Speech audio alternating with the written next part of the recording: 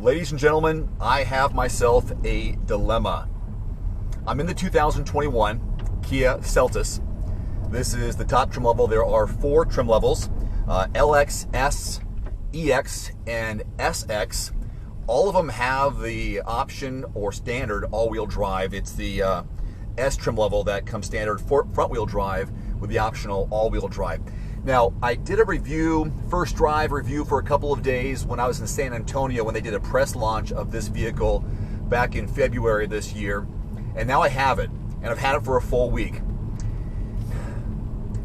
My wife is shopping for a new vehicle. We had a Ford F-150 1 year ago, and now she says it's too large, it's hard to park. I've scratched it a couple of times because of parking spaces, and I want something smaller, but I want something that's going to be able to haul the kids.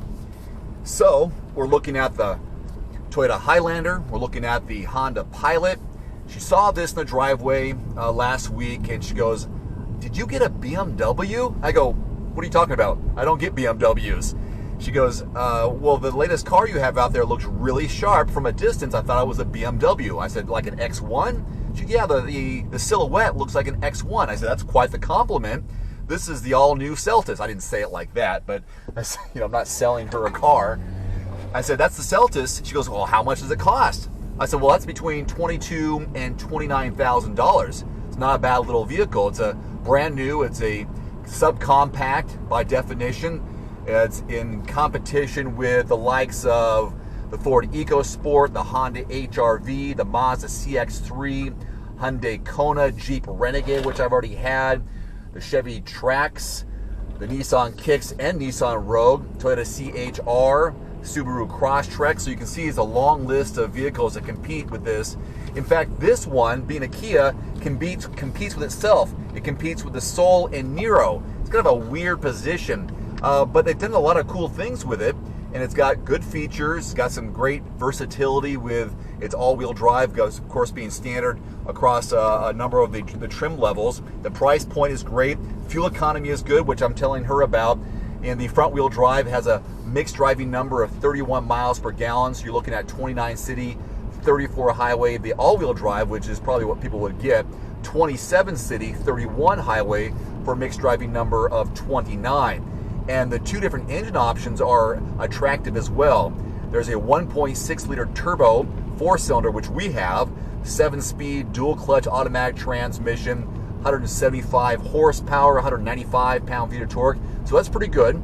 And then there's the other one, it's the 2 liter 4-cylinder, and that's a 146 horsepower, so not as exciting, 132 pound-feet of torque, and that's made it to a CVT. So those are the numbers on the surface.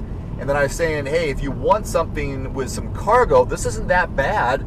26.6 cubic feet of cargo volume behind the back row, which is a nice little 60-40 split. Fold that down, increases it to 62.5 cubic feet. And in terms of kids, I'm telling her, they have the latch system, so you can obviously easily put your car seats, whether it's rear-facing, front-facing, with the latch system there. And I've already put the car seats in here. It's a little bit of a tight squeeze because we are in a subcompact, but the seats fit back there.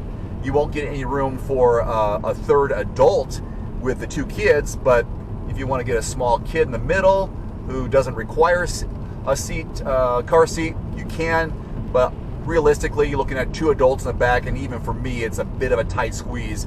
In fact, if you look in the links below this video, I have my first drive impressions and demonstrations of this car with me in the front seat, back seat, and cargo, so you can see what it looks like with me being 5'11", sitting behind myself in the driver's seat. So check out that as well. But this video, I'm trying to decide, and maybe you can help me and give us some feedback in the comment section below. Is this something we should consider? I think it's a decent little car, a little bit on the small side, but stylistically, it's a great one. Segment exclusive 10.25-inch infotainment screen, which is really nice. It's a touchscreen. Even while you're driving, the controls are easy to understand. This one being the top trim level, even at 29 grand, has everything I'm looking for. It's got the heated seats, does not have ventilated seats, but it has hill descent control. It's got 7.3 inches of ground clearance, so that's not bad.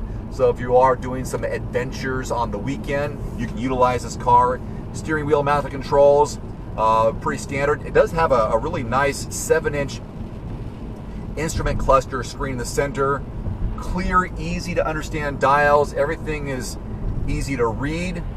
I think it's great for even a starter car, whether you're right out of college or going into college, maybe even the young entrepreneur coming out of college or in their early 20s. It can fit that demographic as well as the older demographic. But for us, I'm pushing towards something a little bit bigger. I know she likes this and likes the price point, and she's looking for a commuter car that is easy to maneuver, and this is definitely in that category. It's got a number of standard safety features. I'm about to hit on the highway. It's got the lane departure steering assist, so that's fantastic. So if I am going to veer left or right, I'm not paying attention, the car, I'm going to do it right now, is the steering wheel is pulling me back in the lane, which is so nice. Nowadays, people are distracted, unfortunately, with their smartphones or looking at their infotainment screens or dealing with dials or pads, touch pads down below. The screen, by the way, as big as it is, does not get in the way of your eye line on the highway or around town. So it's actually, even though it does protrude up, which can be a distraction or maybe a deal breaker for some people, this doesn't break the window line. So it's below that, even though it does protrude up across the dashboard. So I'm going to go here and accelerate onto the highway. A little bit of a lag there with this turbo, but it's picking up speed nicely.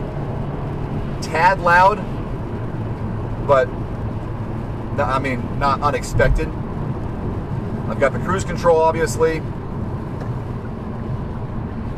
Blind spot information system. Let me kind of at highway speeds accelerate past this guy. Nice little pop. Yeah. Also a couple of drive modes. There's normal, sport, and smart. So now I'm into sport. So the rev points are a little higher. Steering tightens up. Get back into traffic here. It is a fun car to drive. Fairly responsive. Super easy to maneuver. Comfortable in the driver's seat as well as the passenger seat. A decent amount of maneuverability, of course, with the front seats and spaciousness for full-size adults up front. I just don't know whether or not I should tell her, yes, let's move forward with this one, or maybe go something a little bit bigger. I'm going a little bit bigger because I also want to make sure that we have space for cargo, for maybe bicycles. So I'm pushing more toward the Pilot, but personally, I want the Telluride or the Palisade if I'm going to be going with a non-luxury vehicle. If I want to go luxury, then it's a whole other ball game. But Telluride and Palisade for me would be my choices, and I'm really encouraged that she is considering a Kia. For the longest time, people have a bias toward certain badges, and the Kia is one of those badges that even she still has an unfavorable reputation for. But when it comes to their warranties, the safety, the price points these days, this is a smart car to buy, in my opinion. There you go. That's my recap for the week. Now, again, I've done more detailed looks at this car inside and out. I'll put a link to that below. In fact, when I was in San Antonio, you'll see we went to a wildlife preserve. There were deer on the property. There was longhorn cattle and a pair of ostriches. So I had a little one-on-one with an ostrich there in San Antonio back in February. There you go. Thanks so much for watching. Please, let's continue this conversation in the comment section below. I will interact with you there and look forward to seeing your thoughts on what she may want to purchase in the future. But it's encouraging that she wants one, and she is looking for something no more than $30,000 for a commuter vehicle around town, and then we'll just have to deal with stuff when it comes to going to the dump or hauling things. Maybe we'll have to enlist the help of a relative. Thanks for watching. Adios.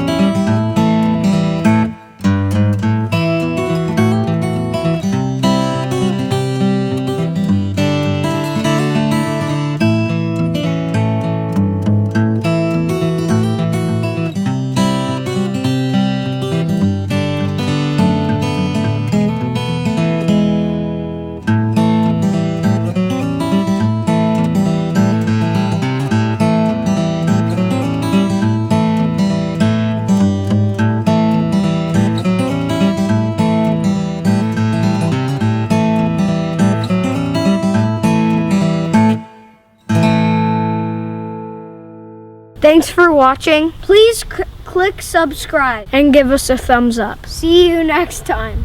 One more thing before you go, I've added links in the description below to some of the best-selling automotive accessories and products on Amazon right now, plus links to some of the product reviews I've done. You can find it in the description below this video. And if you don't mind, take a couple of seconds and click that subscribe button. I'm uploading 2, 3, sometimes 4 new videos every week, and I don't want you to miss anything, plus it helps support my channel. As always, if you have any constructive criticism, thoughts, or suggestions about my video, please leave it in the comments section below.